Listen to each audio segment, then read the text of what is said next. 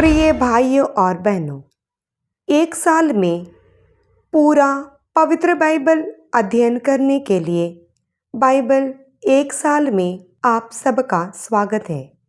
Bible अध्ययन का तीसरा दिन आज हम उत्पत्ति ग्रंथ अध्याय 5 और 6 और स्तोत्र ग्रंथ अध्याय 136 पढ़ रहे हैं।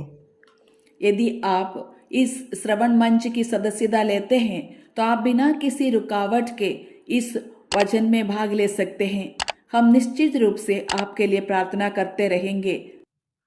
जब हम वचन पढ़ते हैं तो वचन हमसे बात करता है। तो आइए हम वचन पढ़ना शुरू करते हैं। उत्पत्ति ग्रंथ अध्याय 5। आदम की वंशावली इस प्रकार है।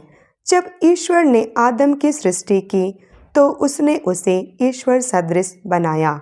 उसने उसकी सृष्टि नर और नारी के रूप में की, उन्हें आशीर्वाद दिया और उसका नाम आदमी रखा। जब आदम 130 वर्ष का हुआ तब उसको अपने अनुरूप अपने सदृश एक पुत्र हुआ जिसका नाम उसने सेत रखा।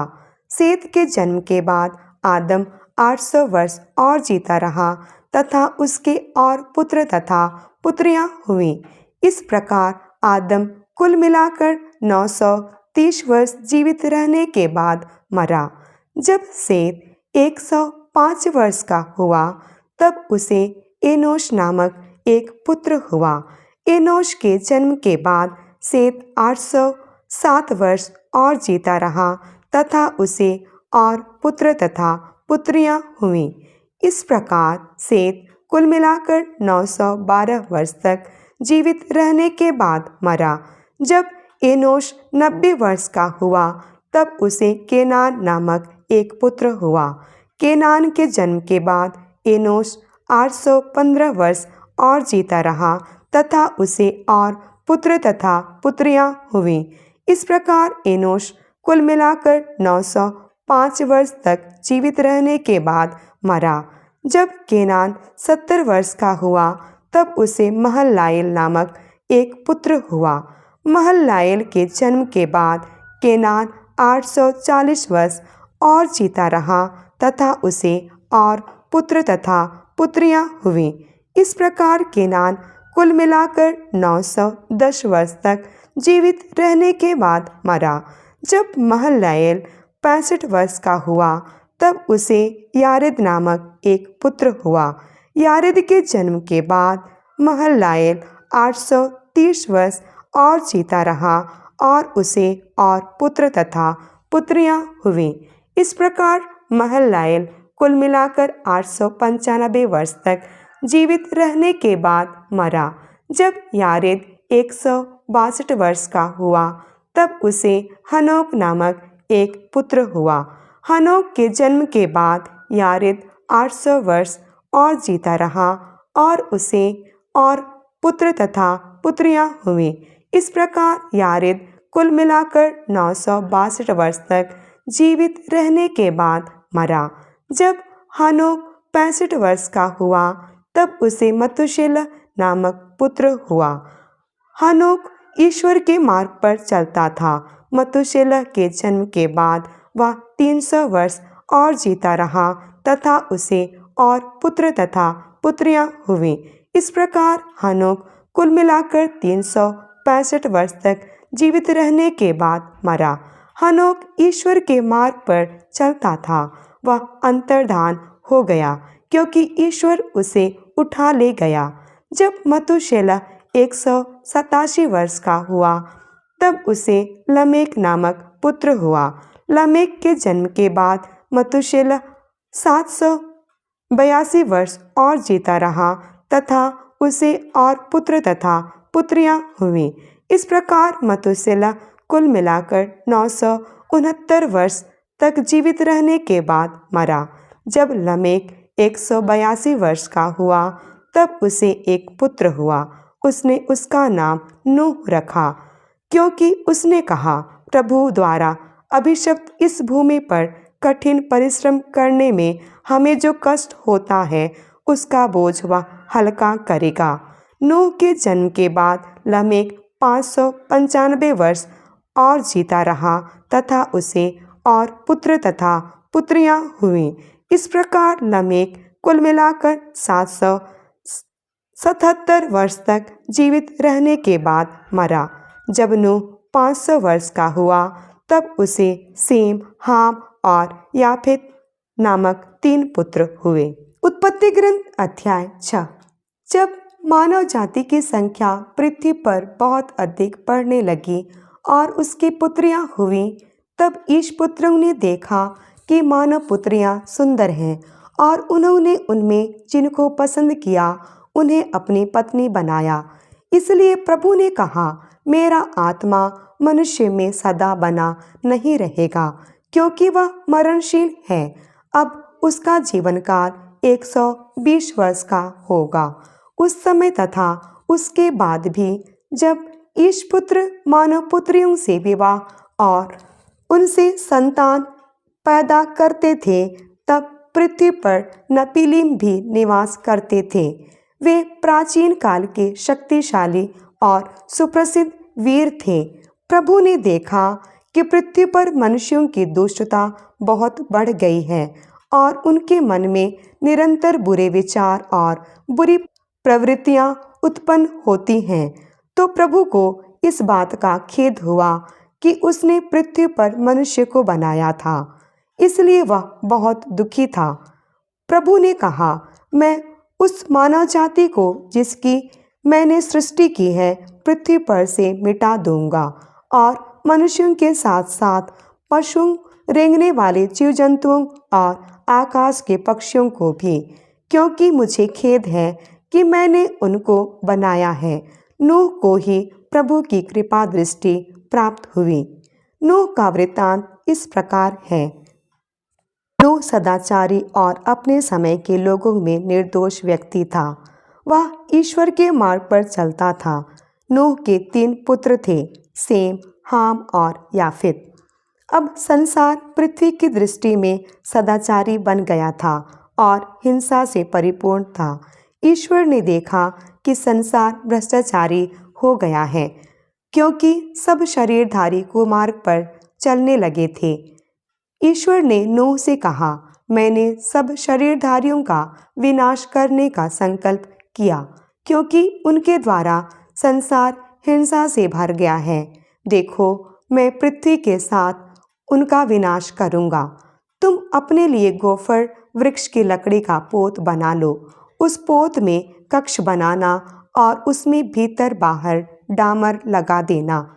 तुम उसे इस प्रकार बनाना, पोत 300 हाथ लंबा, 50 हाथ चौड़ा और 30 हाथ ऊंचा हो। उस पोत में ऊपर चारों ओर 1 हाथ ऊंची एक खिड़की बनाना। पोत में एक दरवाजा बनाना और उसमें नीचे की, बीच की और ऊपर की मंजिलें बनाना, क्योंकि मैं पृथ्वी पर आकाश के नीचे सब शरीरधारी प्राणियों का विनाश करने पृथ्वी पर जल प्रलय भेजूंगा। जो कुछ पृथ्वी पर है वह सब नष्ट हो जाएगा, परंतु मैं तुमसे अपना नाता रखूंगा। तुम्हारे पुत्र, तुम्हारी पत्नी और तुम्हारे पुत्रों की पत्नियां सब तुम्हारे साथ पोत में प्रवेश करेंगे। सब प्रकार के प्राणियों के नर मादा का एक एक जोड़ा पोत में ले आना, जिससे वे भी तुम्हारे साथ जीवित रहें। विभिन्न जातियों के पक्षियों, विभिन्न जातियों के पशुओं और विभिन्न जातियों के जमीन पर रेंगने वाले प्राणियों का एक एक जोड़ा तुम्हारे पास आएगा, जिससे वे जीवित रहें। अपने साथ सब प्रकार के भोज्य पदार्थ ले आना और उन्हें संचित रखना, वे तुम्हारे और उनके भोजन के काम आएंगे। नूह ने यही किया, उसने ईश्वर की आज्ञा के अनुसार सब कुछ किया। स्तोत्र 136। प्रभु की स्तुति करो, क्योंकि वह भला है, उसका प्रेम अनंत काल तक बना रहता है। सर्वोच्च ईश्वर की स्तुति करो, उसका प्रेम अनंत काल तक बना रहता है। सर्वोच्च प्रभु की स्तुति करो, उसका प्रेम अनंत काल तक बना रहता है। उसने अपूर्व कार्य किए हैं, उसका प्रेम अनंत काल तक बना रहता है। उसने अपनी प्रज्ञा से आकाश बनाया है, उसका प्रेम अनंत काल तक बना रहता है। उसने पृथ्वी पर समुद्र स्थापित किया है, उसका प्रेम अनंत काल तक बना रहता है। उसने महान नक्षत्रों की रचना की है, उसका प्रेम अनंत काल तक बना रहता है। उसने दिन का नियंत्रण करने के लिए सूर्य की सृष्टि की है, उसका प्रेम अनंत काल तक बना रहता है। रात्रि का नियंत्रण करने के लिए चंद्रमा और तारों की, उसका प्रेम अनंत काल तक बना रहता है। उसने मिस्रियों के पहलौठों को मारा, उसका प्रेम अनंत काल तक बना रहता है। वह उनके बीच में से इस्राएलियों को निकाल लाया, उसका प्रेम अनंत काल तक बना रहता है।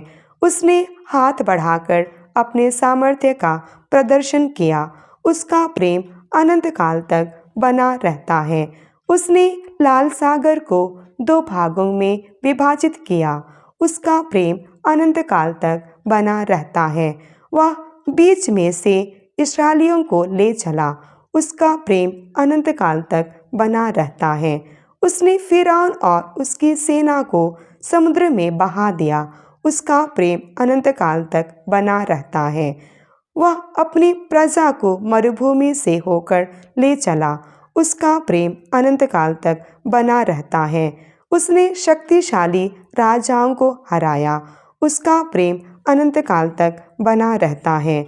उसने महान राजाओं को मारा, उसका प्रेम अनंत काल तक बना रहता है। अमोरियों के राजा सीहोन को, उसका प्रेम अनंत काल तक बना रहता है। बाशान के राजा ओग को भी उसका प्रेम अनंत काल तक बना रहता है। उसने उनकी भूमि को विरासत के रूप में दे दिया, उसका प्रेम अनंत काल तक बना रहता है। उसने विरासत के रूप में अपनी प्रजा इस्राएल को दे दिया, उसका प्रेम अनंत काल तक बना रहता है। उसने हमारी विपत्ति में हमें याद किया, उसका प्रेम अनंत काल तक बना रहता है। उसने हमें हमारे शत्रुओं के पंजे से छुड़ाया, उसका प्रेम अनंत काल तक बना रहता है। वह सब प्राणियों को आहार देता है, उसका प्रेम अनंत काल तक बना रहता है। स्वर्ग के ईश्वर की स्तुति करो, उसका प्रेम अनंत काल तक बना रहता है। तीसरा दिन। प्रियजनों, प्रभु परमेश्वर ने आज हमें उत्पत्ति अध्याय 5 और 6 और भजन 136 पढ़ने का आशीर्वाद दिए हैं। उत्पत्ति की पुस्तक के अध्याय 3 से 6 तक ये वे अध्याय है जो भयानक पाप की वृत्ति का वर्णन करते हैं। सबसे पहले इसकी शुरुआत व्यक्तियों से हुई, आदम, हेवा, कायिन, हाबिल। बाद में यह परिवार, विवाह, समाज और फिर संपूर्ण विश्व में फैला हुआ। उत्पत्ति अध्याय 3 से 6 में एक महत्वपूर्ण विषय है। एक और बात पर ध्यान देने की जरूरत है। बाइबल की शुरुआत से बहुत ध्यान से पढ़ने पर लोगों की 2 अलग अलग श्रेणियां सामने आती हैं। एक ईश्वर के पुत्र है, 2 संसार के पुत्र है, परमेश्वर के पुत्र और मनुष्य के पुत्र। 14 अध्याय के अंतिम भाग में कायिन के वंशों का वर्णन इसे थोड़ा और स्पष्ट रूप से समझने में मदद करता है। फिर 5वें अध्याय के प्रारंभ में सेठ के वंशजों का वर्णन है। जब इन दोनों अनुच्छेदों को एक साथ पढ़ा जाता है तो कायिन की श्रृंखला सांसारिक मनुष्य की श्रृंखला का वर्णन करती है।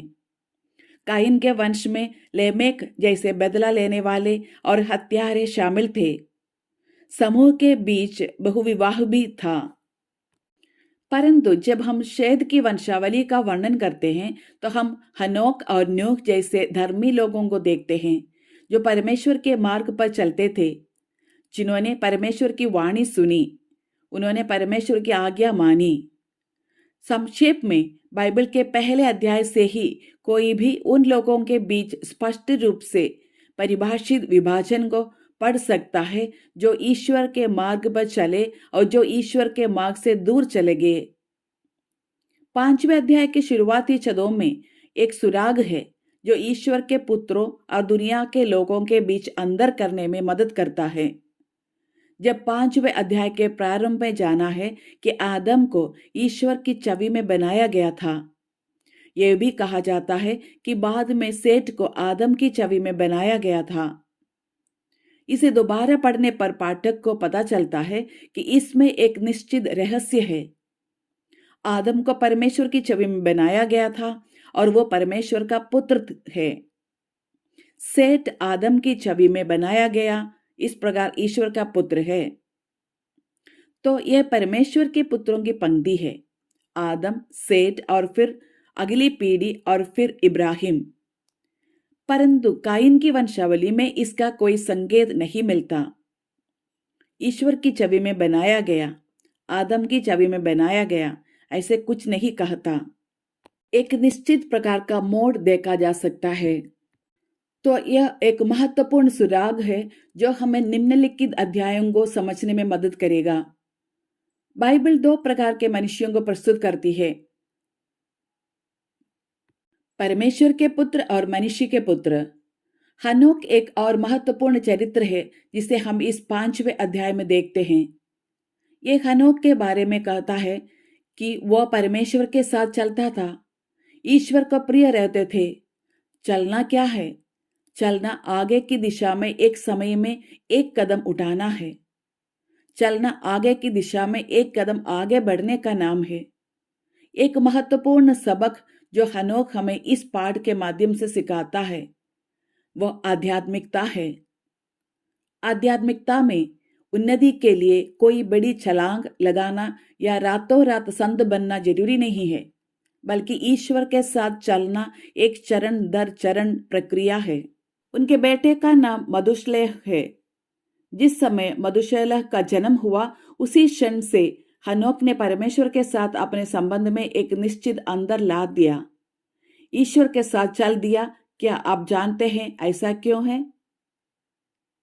मधुशेलह नाम का मतलब था कि जब वो मरेगा तो बाढ़ आएगी। हनोक एक प्रकार का भविष्यवक्ता था। जैसे ही उसका बेटा पैदा हुआ, हनोक ने भविष्यवाणी में देखा कि जब वो मर जाएगा तो बाढ़ आएगी, वो भी मेरी गलती के कारण। बच्चे के प्रत्येक चरण में लॉर्ड हनोक अपने आध्यात्मिक जीवन में सुधार जारी रहा।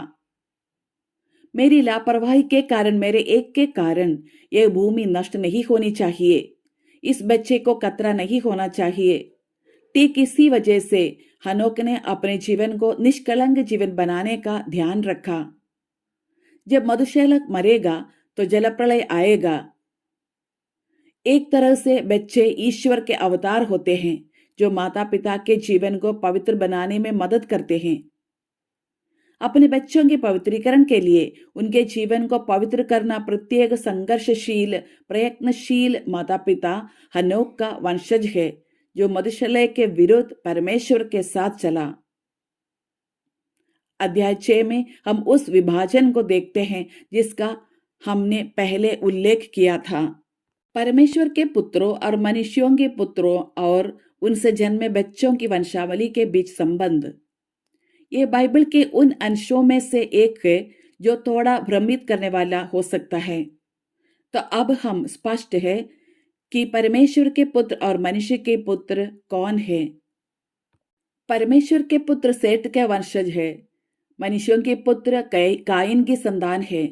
फिर मेलजोल, एक साथ आना, परमेश्वर के चुने हुए लोगों, परमेश्वर के पुत्रों और संसार के मनुष्यों के बीच मेलजोल। यह पृथ्वी पर राक्षस जन्म या अति कायन है। किसी भी स्थिति में हम आगे पढ़ते हैं कि ईश्वर की संतानों और दुनिया के मनुष्यों का मेल मानव जाति में पाप की भयानक अधिकता और प्रचुरता पैदा करता है। एक और व्यावहारिक विचार यहाँ पढ़ने की जरूरत है। ईश्वर के बच्चों को शादी के बारे में बहुत सावधान रहने की जरूरत है, क्योंकि हम किससे शादी करते हैं यह एक कारक हो सकता है जो पीढ़ियों के आशीर्वाद या अभिशाप को निर्धारित करता है। अब इस दुष्ट पीढ़ी के बीच में बाइबल एक ऐसे व्यक्ति का परिचय देती है जो धार्मिक है और बीच में खिले हुए कमल की तरह उज्जवल है। उसका नाम नूह था। बाद में इस अध्याय में हम देखेंगे कि ईश्वर इस व्यक्ति को एक मिशन के लिए तैयार कर रहे हैं जो इस दुष्ट समय में निर्दोषता से जी रहा था। यह एक बड़ी संभावना है। हर गुजरते दिन के साथ पाप बढ़ता जाता है। जब हम विलाप करते हैं कि जब दुनिया बढ़ रही है और पाप की भयानक अधिकता और प्रचुरता पैदा करता है। एक और व्यावहारिक विचार यहाँ पढ़ने की जरूरत है। हर गुजरते दिन के साथ पाप बढ़ता जाता है। जब हम विलाप करते हैं कि जब दुनिया बढ़ रही है और अच्छाई गायब हो रही है, तो इसका समाधान क्या है? इस दुष्ट समय में बेदाग रहना प्रभु हमें नूह के माध्यम से बुला रहे हैं। हम इस अध्याय से जहाज बनाने के निर्देश पढ़ सकते हैं। ईश्वर ने पाप से ग्रस्त दुनिया को नष्ट करने का निर्णय लिया।